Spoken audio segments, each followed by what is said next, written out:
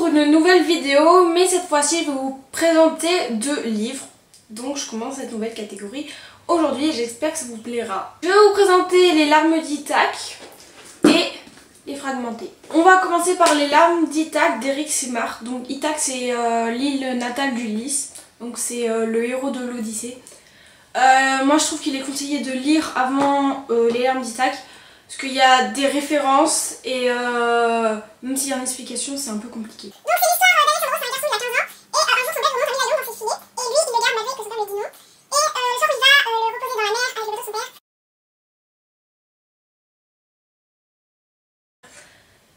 Et ben...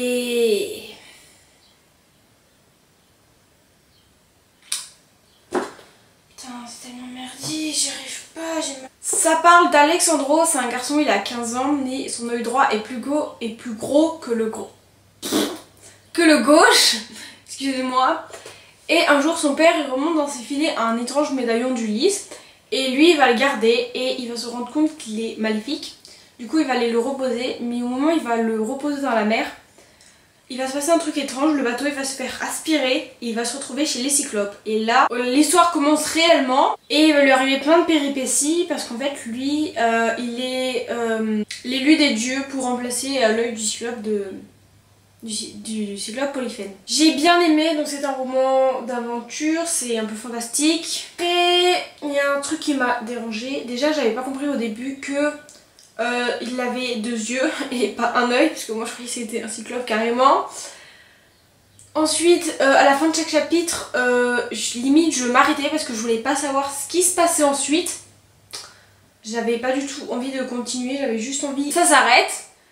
Mais sinon, il est pas mal pour les gens qui ont 10-12 ans. Ensuite, je vais vous présenter Les fragmentés de Neil Schusterman. Donc, c'est après la Seconde Guerre civile. Il y a une nouvelle loi. Ça s'appelle la fragmentation. C'est les parents, ils peuvent décider de fragmenter leurs enfants qui ont de 13 à 18 ans avant qu'ils aient atteint leur majorité. La fragmentation, en fait, ils vont découper... C'est pas très beau comme terme.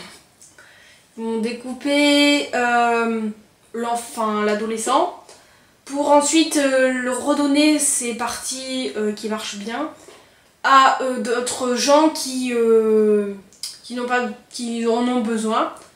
Et donc en fait comme ça il n'y a pas beaucoup de surpopulation parce qu'on enlève les dégénérés et la 3/4 des enfants.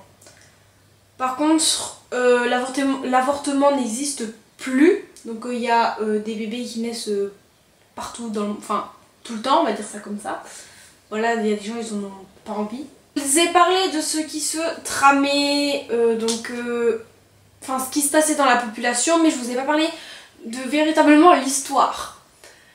Donc ça nous parle aussi de ce que je vous ai présenté, et ça nous parle aussi de Connor, Lev et Risa. Donc Connor, lui, ses parents ils ont sûrement fait la fragmentation parce que il était un peu turbulent, on va dire ça comme ça. Lev, ses parents ils ont dit le 10e il sera fragmenté, donc pas de chance c'est tombé sur lui. Et Risa c'est un manque budgétaire parce que ses parents n'ont pas voulu d'elle, ils l'ont mis dans une maison d'élite, on va dire ça comme ça. Il y a Connor qui s'enfuit et il les emmène avec lui. Ils se retrouvent un peu dans des situations trop bizarres, ils se retrouvent dans un lycée, ils se retrouvent dans un sous-sol, enfin voilà. Et en fait ils apprennent qu'il y a un camp de fragmentés et ils vont essayer de le rejoindre. Ils sont recherchés par la police. Donc moi j'ai bien aimé, même si au début j'ai mis un peu de temps à démarrer. Voilà. Par contre il y a un chapitre, c'est assez, on va dire ça, dégueulasse. Enfin c'est pas dégueulasse mais ça m'a choqué. Voilà, c'est juste, il y a un chapitre vers la fin, ça m'a choqué. Je me suis dit non.